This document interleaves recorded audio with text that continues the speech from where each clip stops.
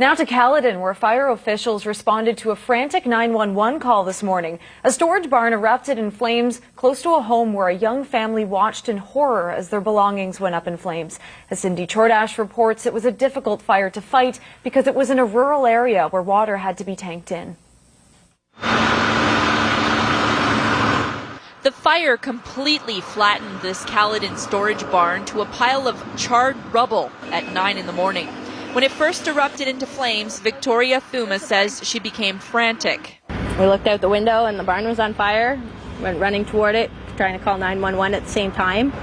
Victoria says she's thankful the Caledon fire officials came quickly to contain the fire that could have spread to her home, where her 8-week-old and 2-year-old boys live with her and her husband.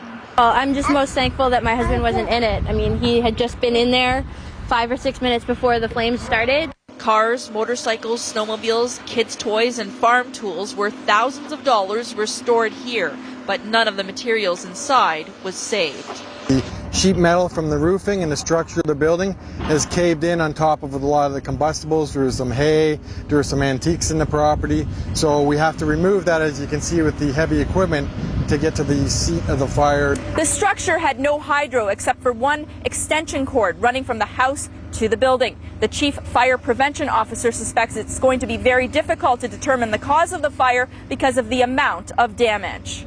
About 15 firefighters spent a better part of the day to put out the flames. Tanks of water had to be brought in because the home is in a rural part of Caledon. One lane of Highway 10 was closed off as the flames were doused. Victoria's just thankful her family wasn't hurt.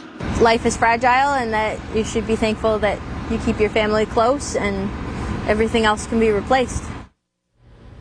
And Victoria says the barn itself wasn't insured. Some of the items that did burn inside the barn were insured and some weren't. She couldn't tell me exactly how much damage or how much they lost, but that it was worth thousands of dollars, including many of her little 2-year-old boys' outdoor toys. Melissa? Thank you, Cindy.